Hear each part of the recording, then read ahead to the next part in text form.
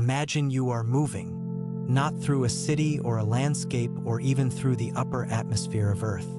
You are moving through space, and you have been moving for a very long time. Behind you, growing smaller with every passing moment, is the galaxy you came from. A spiral of 400 billion stars, its arms glowing softly in the dark. From this distance, it looks like a single object, a disk of pale light, slowly rotating, impossibly beautiful. You are moving away from it. You have been moving away from it for 10 million years. And in 10 million years of travel, in 10 million years of moving at speeds that no human spacecraft has ever achieved, you have not reached the next galaxy. The darkness around you is complete. There is no star nearby, no planet, no asteroid, no gas cloud dense enough to scatter the light of the distant galaxies into something you could feel. There is almost nothing here. You are in the space between galaxies, and the space between galaxies is so empty, so vast, so far beyond any ordinary conception of distance, that the word empty becomes inadequate. And yet, something is here, not nothing, not the clean, pure vacuum that the word empty suggests. Something so diffuse it barely counts as matter at all. Something so cold it sits at temperatures a single degree above the coldest possible. Something ancient, vast, and almost invisible.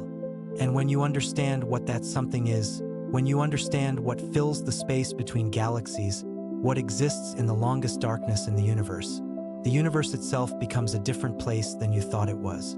This is the story of what lies between the galaxies, and it is stranger than you expect. There is a question most people have never asked. They have looked at photographs of galaxies, the spirals and ellipticals and irregular shapes scattered through astronomical imagery, each one a collection of billions of stars, and they have understood, in an abstract sense, that the space between them is large. But they have not asked what that space actually contains. The assumption, usually unexamined, is that it contains nothing. That between the glowing islands of galaxies there is simply darkness, vacuum, the absence of everything that makes space interesting. This assumption is almost right, but almost right conceals something extraordinary. To understand what actually fills the space between galaxies, you first need to understand the scale of that space. Not the numbers at cosmic scales lose their meaning quickly. You need to feel it. The Milky Way is approximately 100,000 light-years across. A beam of light, traveling at 300,000 kilometers per second, takes 100,000 years to cross it from one edge to the other. The nearest large galaxy to the Milky Way, Andromeda, is approximately 2.5 million light-years away, 25 times the diameter of our galaxy. If the Milky Way were the size of a dinner plate, Andromeda would be another dinner plate sitting approximately 2.5 meters away. And the space between those two plates, the space between the two galaxies, would be almost entirely empty. Not a single star, not a planet, not a single object of any significance that you would notice crossing the gap. Now extend this across the observable universe. 2 trillion galaxies, each separated from its neighbors by millions of light-years of space. The galaxies themselves, the actual structure, the actual matter, occupy only a tiny fraction of the total volume of the observable universe. Estimates suggest that galaxies and their immediate surroundings fill perhaps 1% of the total volume of the universe. The other 99% is intergalactic space. Almost everything spatially is the between, and almost no one has ever thought seriously about what the between contains. Let's begin with what you would experience if you could somehow find yourself in intergalactic space. The first thing you would notice is the silence of the dark. Not the dark of a night sky on Earth, where even the darkest locations have the Milky Way arching overhead and dozens of bright stars visible. Not even the dark of interstellar space, where you might be a few light-years from the nearest star but still within the galaxy structure. This is a different kind of dark. In intergalactic space, the nearest galaxy is millions of light-years away in every direction. The stars within it, all 400 billion of them, are individually invisible. They blur into a collective glow too faint to resolve. The galaxy itself appears as a small, dim smear of light, not a star you can navigate by, a faint presence at an unreachable distance. In every direction, the same, faint smears of ancient light, distant islands in an ocean of nothing. The temperature of the space around you would be approximately 2.7 Kelvin, 2.7 degrees above absolute zero. This is the temperature of the cosmic microwave background, the residual radiation from the Big Bang, now cooled to almost nothing by 13.8 billion years of cosmic expansion. It fills the universe uniformly, in every direction, at every location, including this one. You cannot feel 2.7 Kelvin. You cannot sense microwave radiation with human senses. But the temperature is there, a faint bath of ancient energy from the universe's first moments, the only warmth in the intergalactic void. Now look around. What is here physically? The answer, when you first hear it, sounds like nothing. But the details of that nothing are where the story begins. Between the galaxies, scattered across the void at densities almost beyond comprehension, is gas. Not gas in any familiar sense. Not the gas in Earth's atmosphere, which contains billions of molecules in every cubic centimeter. Not even the interstellar gas within galaxies, which is diffuse by terrestrial standards but extraordinarily dense compared to what exists between galaxies. Intergalactic gas at its most rarefied, in the deepest voids between galaxy clusters, has a density of perhaps 1 hydrogen atom per cubic meter. 1 atom per cubic meter. Consider what that means. A cubic meter, the volume of a large suitcase, roughly, containing a single atom of hydrogen floating somewhere within it. In the emptiest regions between galaxies, if you could somehow isolate a cubic meter of space and examine it, you would find, on average, 1 particle. The air around you right now contains approximately 25 billion molecules per cubic meter. The ratio between the density of the air you breathe and the density of the emptiest intergalactic space is a number so large it has no meaningful comparison. And yet, that 1 atom per cubic meter is not nothing. Across the vast volumes of intergalactic space, those lonely atoms add up. The total amount of ordinary matter in the intergalactic medium is substantial. In fact, for most of the universe's history, astronomers could account for only a fraction of the ordinary matter that should exist based on cosmological models. The rest was missing, a puzzle called the missing baryon problem. The answer, confirmed relatively recently, is that the missing matter is in the intergalactic medium, spread so thinly across such vast volumes that it evaded detection for decades, hiding in the space between the galaxies as a diffuse, extraordinarily thin gas. Not missing, just invisible. The space between galaxies is not empty. It is filled with a gas so thin that it borders on vacuum, containing matter that was invisible to us for most of the history of observational astronomy. And this gas has a temperature, not the temperature you might expect. Here is where the story becomes strange. The gas in the intergalactic medium is extraordinarily hot. Not cold, as you might expect from something in the void between galaxies. Not the 2.7 Kelvin of the cosmic microwave background. The intergalactic medium, in the regions between and around galaxy clusters, has temperatures ranging from 1 million to 100 million Kelvin, 100 million degrees. In a gas with 1 atom per cubic meter, in the darkest, most empty spaces in the universe. This is deeply counterintuitive. We associate heat with density, with crowding, with friction, with the energy of particles colliding with each other. The atmosphere near Earth's surface is warm because countless molecules are constantly colliding. Empty space, we expect, should be cold. But temperature is not heat. Temperature is the measure of how fast particles are moving. And the particles in the intergalactic medium, the individual atoms and ions scattered through the void, are moving very fast indeed. Why? The answer involves one of the most energetic processes in the universe. Galaxy clusters, the enormous collections of hundreds or thousands of galaxies bound together by gravity, contain not just the galaxies themselves but enormous atmospheres of hot gas. As galaxies fall together under gravity to form clusters, The gas between them is compressed and heated. Supermassive black holes at the centers of galaxies release energy in the form of jets and radiation that heat the surrounding gas and drive it outward. Stellar explosions scatter hot gas into the intergalactic medium. The result is that the intergalactic gas is not a cold relic from the early universe. It is a hot, diffuse plasma, heated by billions of years of energetic processes, trapped at temperatures that would instantly vaporize any material you could name. At 100 million degrees, matter exists only as plasma electrons stripped from atomic nuclei, ions and electrons moving independently at enormous velocities. Not gas in the chemical sense. Not any substance with a recognizable form. Just energy and charge, diffuse beyond measure, hot beyond ordinary language. 1 atom per cubic meter, 100 million degrees. The space between galaxies is almost empty, and it is burning. Now picture yourself in it. You are drifting through the intergalactic medium. Around you in every direction, the distant galaxies, dim, faint, unreachable. The temperature of the space around you is 100 million Kelvin, but you feel nothing because there are almost no particles to transfer that energy to anything. Heat requires contact. It requires particles colliding, energy exchanging, warmth spreading from one object to another.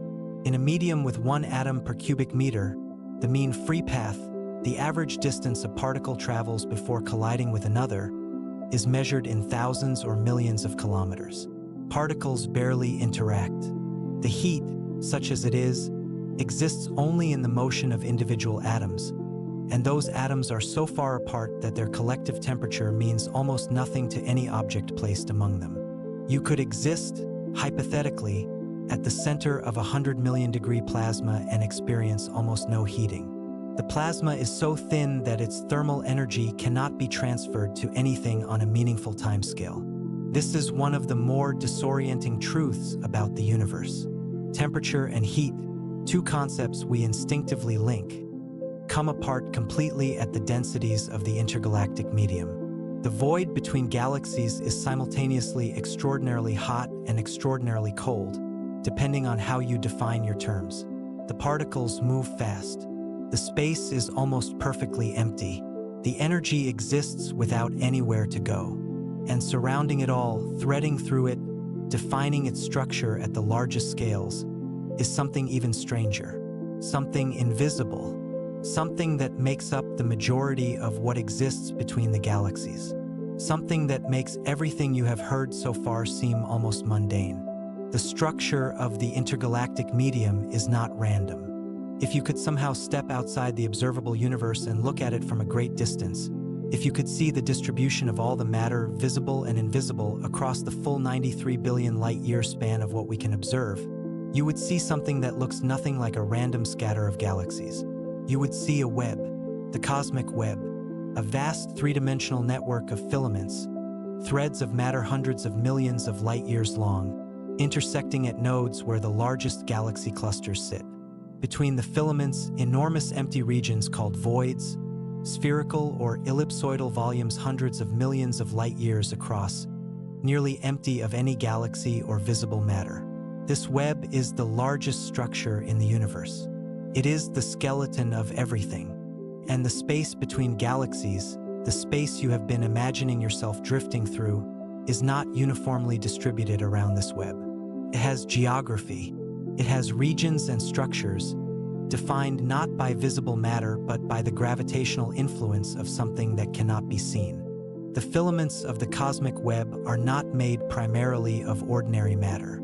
They are made primarily of dark matter, the mysterious, invisible substance that makes up approximately 27% of the universe's total energy budget, that interacts with ordinary matter only through gravity, that has never been directly detected despite decades of searching. Dark matter assembled into the web first. Before any galaxy formed, before any star ignited, the dark matter collapsed under its own gravity into the filamentary structure that we see today in the cosmic web. The ordinary matter, the atoms, the gas, the eventual stars and galaxies, followed the dark matter into the filaments. The galaxies we observe are lit decorations on an invisible skeleton. And between the filaments, in the voids, the dark matter is almost absent. The visible matter is almost absent. There is almost nothing. The space between galaxies, in the voids, is the closest thing to true emptiness that exists in the observable universe. Not the hot plasma of the filaments and clusters. Not even 1 atom per cubic meter. In the deepest voids, the density drops even further, fractions of an atom per cubic meter. Almost nothing. Almost perfectly empty. This is the most isolated place you can be while still being within the observable universe. And the question that has been building since the beginning of this journey, the question of what actually exists between the galaxies, begins to have its full answer here. Not nothing, never nothing, but almost nothing, organized into something vast and ancient and strange. Let's go into a void. The largest confirmed void in the observable universe is called the Boötes Void, discovered in 1981. It is located approximately 700 million light-years from Earth, in the direction of the constellation Boötes. The Boötes Void is approximately 330 million light-years across. Let that number settle for a moment. The Milky Way is 100,000 light-years across. The Boötes Void is 330 million light-years across. You could fit 3,300 Milky Way galaxies end to end across this void and still have room. Inside the Boötes Void, there are almost no galaxies. A handful, astronomers have found perhaps 60 galaxies within its boundaries, where the surrounding universe at similar distances contains tens of thousands. The void is not completely empty, but it approaches emptiness so closely that the distinction barely matters. If the Milky Way were located inside the Boötes Void, if our solar system sat somewhere in that 330 million light-year sphere of near emptiness, the night sky would be almost empty of galaxies. The nearest galactic neighbor would be tens of millions of light-years further away than Andromeda is from us now. Andromeda itself, the galaxy that will merge with the Milky Way in several billion years, would not exist in our vicinity at all. We would be alone in a way that is difficult to imagine. Ancient astronomers on a world inside the Boötes Void would have looked at the night sky and seen fewer galaxies.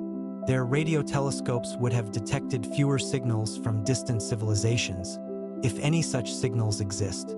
Their light travel time measurements would suggest that the nearest galaxy cluster is impossibly far away.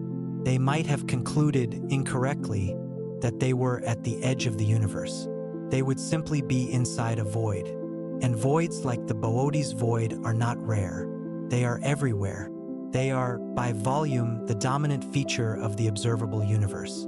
The cosmic web fills a small fraction of the universe's total volume. The voids fill the rest. We live in the cosmic web in a region that, by void standards, is extraordinarily dense and populated. From our perspective, the universe seems full of galaxies. And it is, compared to a void. But compared to the universe as a whole, the web is a thin film of structure wrapped around enormous, almost perfectly empty spheres.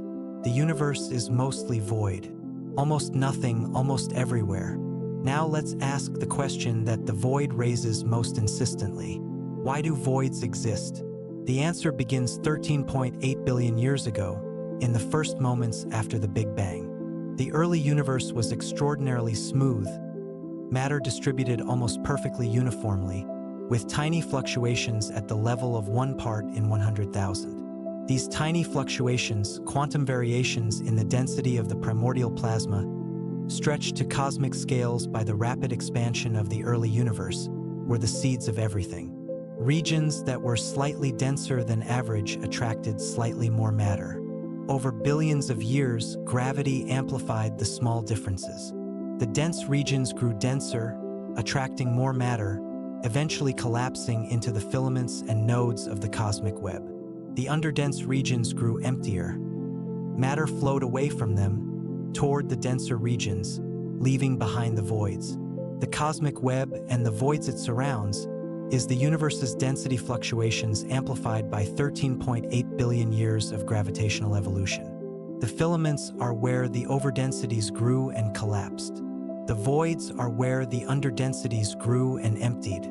In this sense, the voids carry information about the very early universe. Their sizes, shapes, and distribution reflect the statistical properties of the primordial fluctuations. By mapping the voids, by measuring their sizes and positions across the observable universe, cosmologists can infer properties of the early universe that are otherwise difficult to access. The voids are not simply empty spaces. They are cosmological instruments, fossils of the quantum fluctuations that shaped everything. But they are also something more intimate than that. They are the universe's loneliest places. Let's think about what it means for a galaxy to be inside a void. Most galaxies, including our own, exist within the cosmic web. They are members of galaxy groups and clusters, themselves part of larger superclusters, all strung along the filaments of the web. They have neighbors. They experience the gravitational influence of surrounding structure. They merge, interact, and evolve in a dense environment by cosmic standards. A few galaxies exist inside voids. They are called void galaxies, and they are among the most isolated objects in the observable universe. Void galaxies have no cluster to belong to. No filament runs through their neighborhood. Their nearest galactic neighbor may be tens of millions of light years away. They evolved in isolation, unaffected by the mergers and interactions that shape most galaxies. They are relics, galaxies that have been alone for most of the universe's history. Studies of void galaxies have found that they tend to be younger looking than their counterparts in denser environments.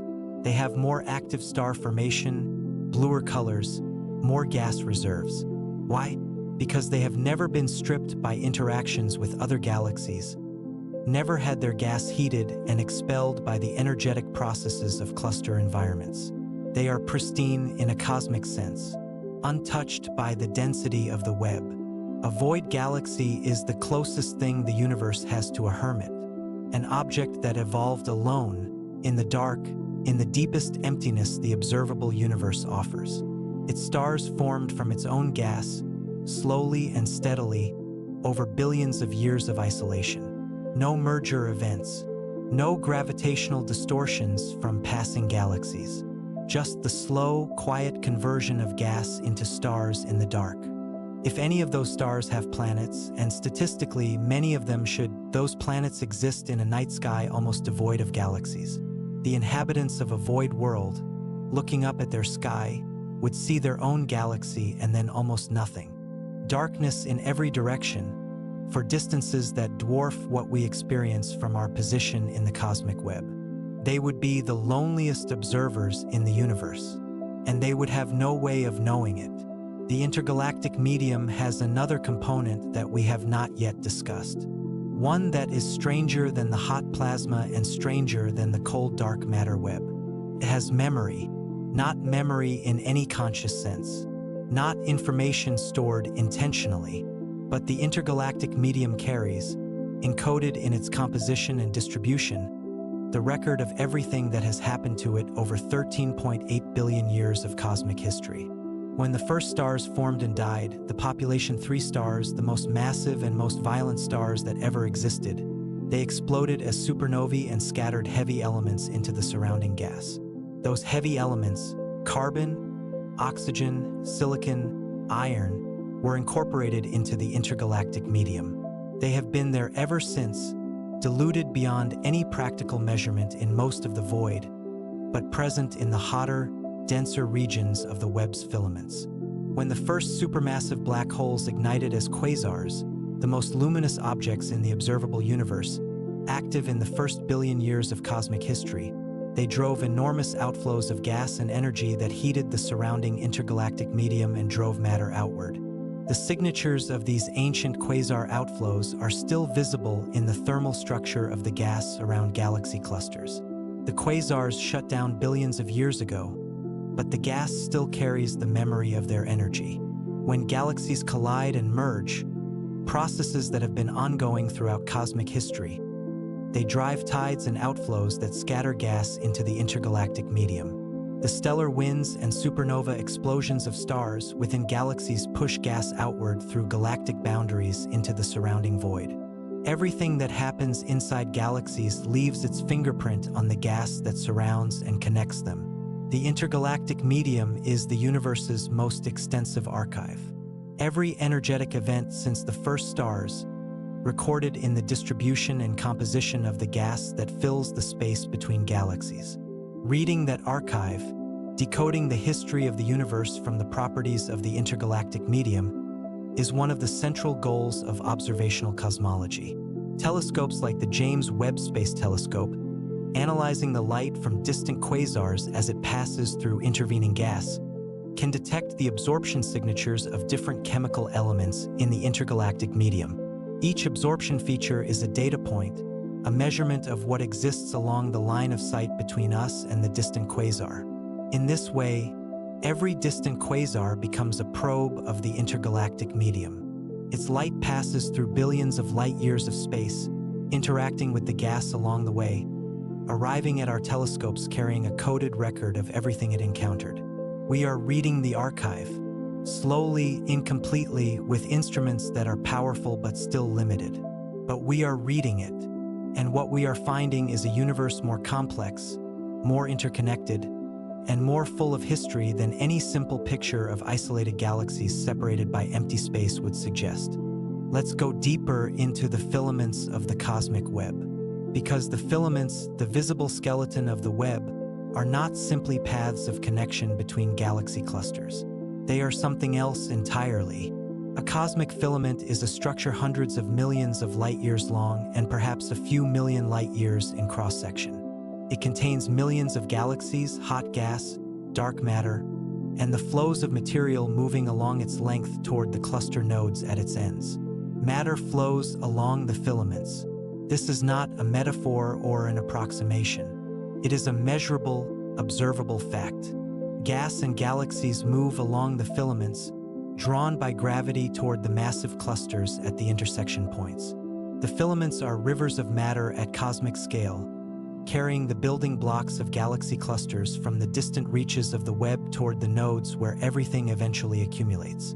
The velocities of this flow are measured in hundreds to thousands of kilometers per second. By human standards, impossibly fast. By cosmic standards, extraordinarily slow. A galaxy moving at 1,000 kilometers per second still takes billions of years to traverse a filament hundreds of millions of light years long. At the intersections, the nodes of the cosmic web, the matter from multiple filaments converges. Galaxy clusters form, the most massive bound structures in the universe, containing thousands of galaxies, enormous quantities of hot gas, and dark matter halos that dwarf the galaxies they contain. These clusters are the densest, most energetic, most extreme environments in the universe outside of individual black holes. And between the clusters, along the filaments, through the voids, the intergalactic medium connects everything. It is the medium through which the energy of quasars propagates across millions of light years. It is the substance that flows along the filaments toward the clusters. It is the archive of cosmic history and the river of cosmic matter.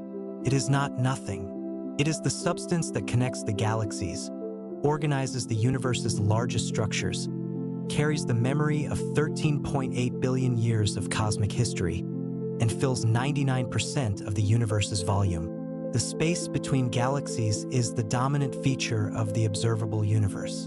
And yet, it is the thing we look past when we look at the cosmos. Here is a question that follows naturally from everything so far. Could you survive in the intergalactic medium?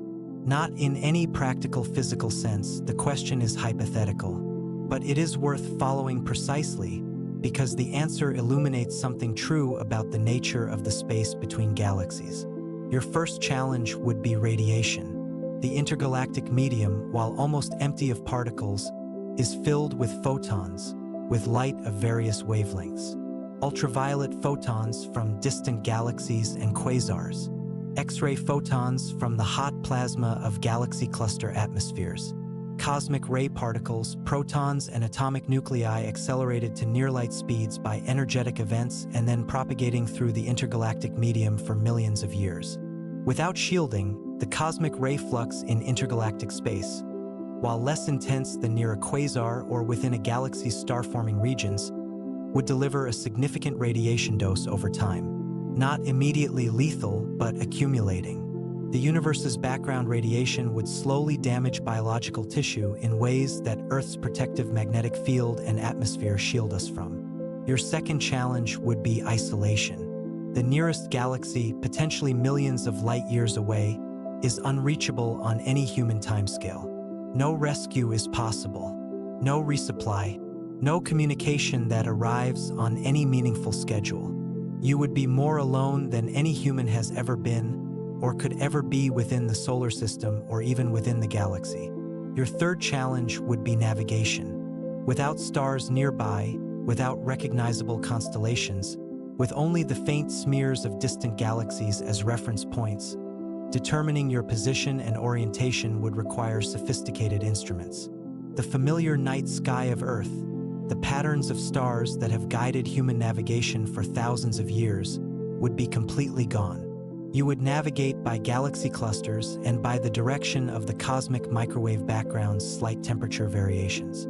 Your fourth challenge would be the cold.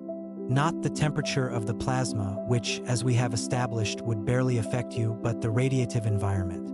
In the absence of any nearby star, your body would radiate heat into the cosmic microwave background and cool toward 2.7 Kelvin unless you had an artificial heat source. But hypothetically, with the right technology, with radiation shielding, life support, navigation instruments, and an energy source, you could exist in the intergalactic medium. You would be alive in the emptiest place in the observable universe, surrounded by almost nothing, seeing the faint glow of distant galaxies in every direction, and floating in a plasma of 100 million degrees that you could not feel. You would have all the time in the universe to think. And what you would think about, probably, is how small everything familiar has become. Not just Earth, not just the solar system, not just the Milky Way. From the intergalactic medium, the entire Milky Way, 400 billion stars, everything humanity has ever known or will know, is a faint smear of light, invisible to the naked eye, indistinguishable from any other faint smear in any direction. The universe, seen from between the galaxies, reduces everything to a point. Let's talk about light. Specifically about what happens to light in the intergalactic medium and what that tells us about the universe's past. When a distant galaxy emits light, that light has to travel through the intergalactic medium to reach us. For the most distant galaxies, those we observe at redshifts of 6, 7, 8, corresponding to when the universe was less than 1 billion years old, the light has been traveling for more than 13 billion years. In that journey, the light interacts with the intergalactic medium. It encounters the sparse gas of the void. It passes through the denser gas of filaments. It is absorbed by hydrogen atoms, scattered by electrons, redshifted by the expansion of space. The record of these interactions is encoded in the light spectrum when it reaches our telescopes. Specific wavelengths are absorbed by specific elements in the intergalactic gas along the line of sight. The pattern of absorption features, called the Lyman-alpha forest, because most of them involve hydrogen's Lyman-alpha transition, is a statistical fingerprint of the gas distribution along billions of light-years of cosmic space. By analyzing the Lyman-alpha forest in the spectra of distant quasars, astronomers can map the three-dimensional distribution of gas in the intergalactic medium across cosmic time. They can see how the gas distribution has changed as the universe has evolved, how the cosmic web assembled, how the voids emptied, how the filaments thickened. This is one of the most powerful tools in observational cosmology. The quasar light becomes a probe, its spectrum a readout of everything it encountered across billions of light-years of travel. And what the Lyman-alpha forest tells us is that the intergalactic medium has evolved dramatically over cosmic time. In the early universe, when the first quasars lit up the gas around them, the intergalactic medium was cold and neutral. Hydrogen existed as neutral atoms, not plasma. The universe had not yet been heated and ionized by the radiation of the first stars and quasars. Then, as the first luminous sources ignited, their ultraviolet radiation began to ionize the surrounding gas. The neutral hydrogen was stripped of its electrons, becoming the hot plasma we see today. This process, called reionization, is one of the major phase transitions in the universe's history. The universe went from a cold, neutral gas to a hot, ionized plasma over a period of hundreds of millions of years. The signature of reionization is visible in the Lyman alpha forest. The most distant quasars show complete absorption of their light at certain wavelengths, a feature called the Gunn-Peterson trough, indicating that the intergalactic medium in those early epochs was predominantly neutral hydrogen, opaque to the ultraviolet light that would normally pass through the ionized plasma of the later universe. The intergalactic medium was not always what it is today. It has a history, it has evolved, and the light from distant quasars carries the record of that evolution, waiting to be decoded by telescopes sensitive enough to read it. Now let's think about the dark matter web in a different way. Not as a scientific structure, but as an experience. The dark matter filaments of the cosmic web are invisible. They emit no light. They interact with nothing except through gravity. You cannot see them, feel them, or detect them with any instrument that does not specifically measure gravitational effects. And yet they are the most massive structures in the universe. A single dark matter filament may contain more mass than thousands of galaxies combined. It extends for hundreds of millions of light years. It organizes the distribution of all visible matter in its vicinity. If you were drifting through intergalactic space, you would be embedded in these invisible structures without knowing it. The gravitational pull of the dark matter filaments would be influencing your trajectory, slowly, imperceptibly, pulling you toward the nearest cluster node over timescales of billions of years. You would be falling, without feeling it, toward the cosmic web's gravity wells. The universe, in this sense, is full of things you cannot see that are nonetheless shaping everything you experience. The dark matter web is the dominant gravitational influence on the largest scales. It determines where galaxies form, how they move, what the universe looks like. And it is completely invisible to any human sense. We live in a universe whose dominant structural feature, the scaffolding on which everything is built, is something we cannot directly perceive. Our most powerful telescopes detect it only by its influence on the visible matter around it. Its properties are inferred, not measured. Its nature, what dark matter actually is, what it is made of, why it behaves as it does, remains one of the deepest unsolved mysteries in physics. The space between galaxies is filled with something we do not understand. Not empty, not filled with something familiar, filled with a mystery that constitutes more than a quarter of the universe's total energy, that shapes every structure we observe, and that remains, after decades of searching, completely unidentified. The between is a reminder that the universe has not finished surprising us. Let's visit one more thing that exists between galaxies. One more component of the intergalactic medium that we have not yet discussed. Magnetic fields. The intergalactic medium, despite its extraordinary thinness, is pervaded by magnetic fields. Not strong fields by human standards, not measurable by ordinary instruments. Extremely weak, perhaps a billionth to a trillionth the strength of Earth's magnetic field, but present, extending across hundreds of millions of light years, threading through the voids and filaments of the cosmic web. Where did these intergalactic magnetic fields come from? This is one of the more puzzling open questions in cosmology. Within galaxies, magnetic fields are easily explained.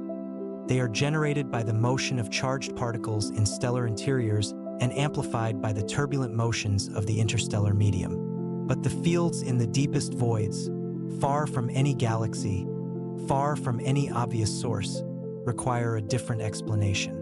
One possibility is that they are primordial, generated in the very early universe before any galaxies formed, by processes in the first moments after the Big Bang. If primordial magnetic fields exist, they would be fossil evidence of physics in the extreme conditions of the early universe, preserved and diluted by 13.8 billion years of cosmic expansion. Another possibility is that the fields were seeded by galaxies and quasars, generated within galaxies and then expelled into the intergalactic medium by galactic outflows and quasar winds, spreading outward over billions of years to fill even the voids.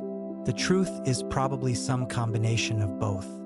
and determining the relative contributions, and thereby understanding both the physics of the early universe and the history of galactic feedback over cosmic time, requires measuring the intergalactic magnetic field with precision that current instruments barely approach. The magnetic fields themselves, once established, influence the propagation of cosmic rays through the intergalactic medium.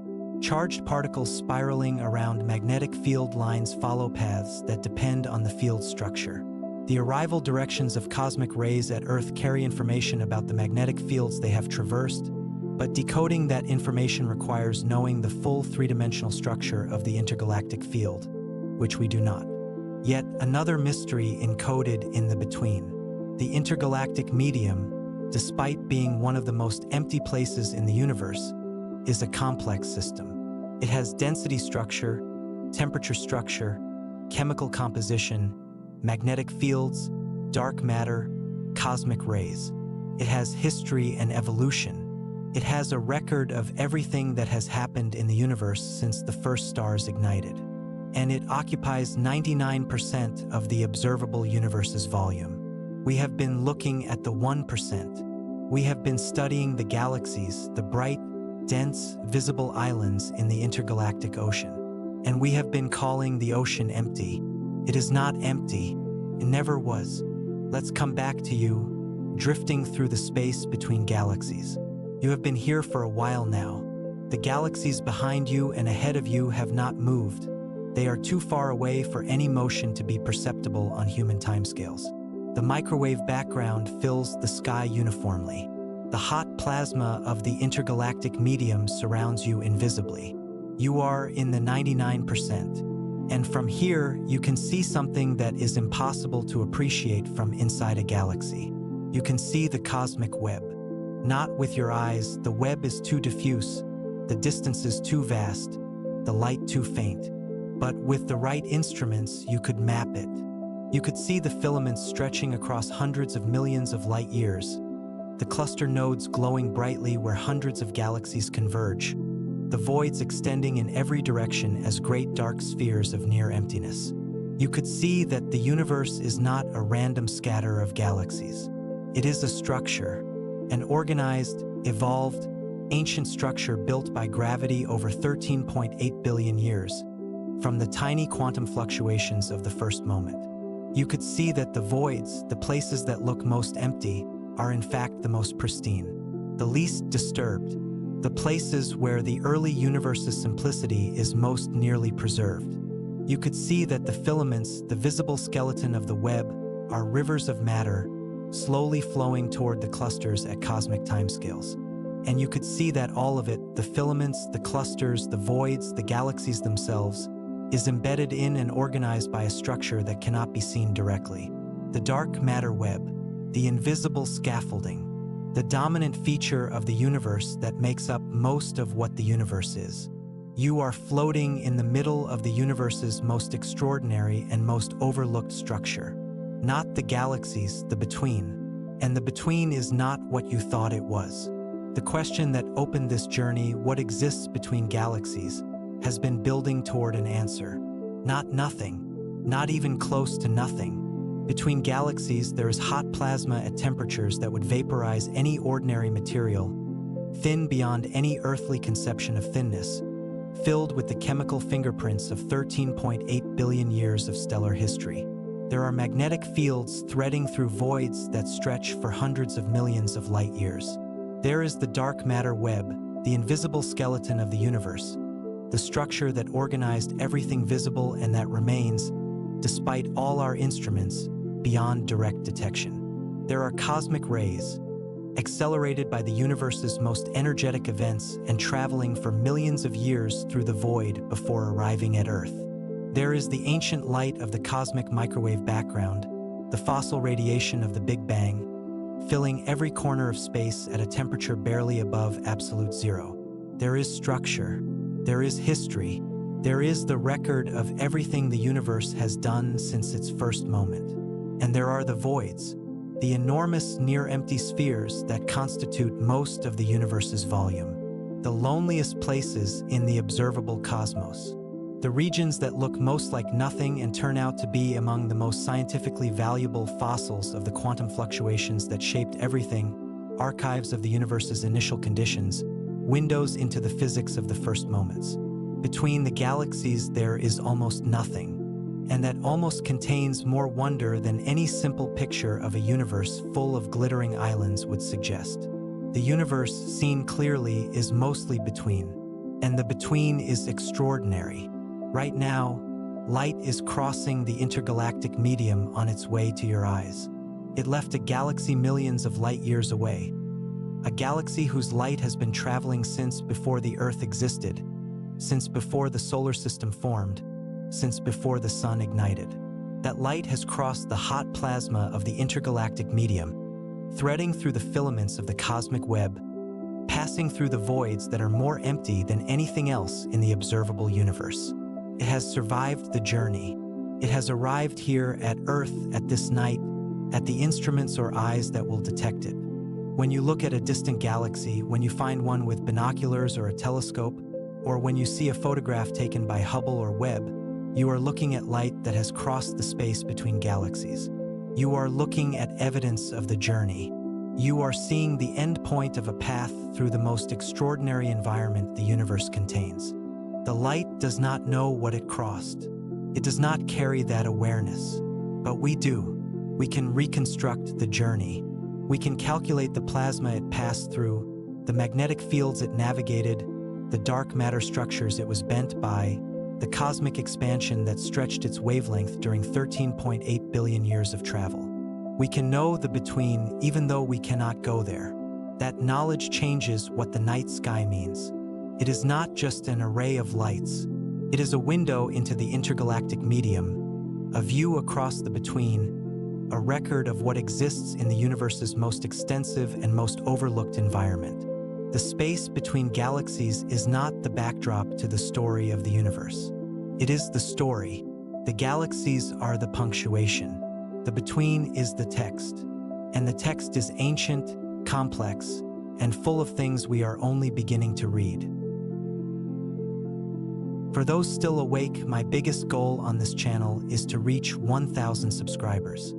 So if you enjoy falling asleep to my videos, please hit that subscribe button. There is a specific loneliness that the intergalactic medium embodies. Not the loneliness of being cut off from people, not a social loneliness. Something older and quieter. The loneliness of being the only structured thing in an enormous uniform darkness. Void galaxies, those solitary galaxies that evolved for billions of years without neighbors, have been burning stars and building worlds in complete isolation. If any of those worlds have life, that life has never had evidence of another civilization nearby. The sky above a void world is almost galaxy-free.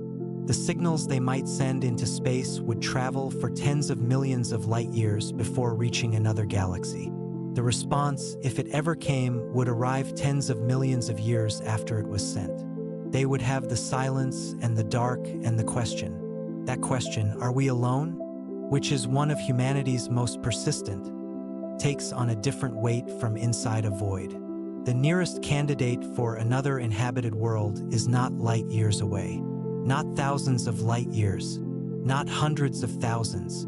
It is millions of light years away, an entire different galaxy.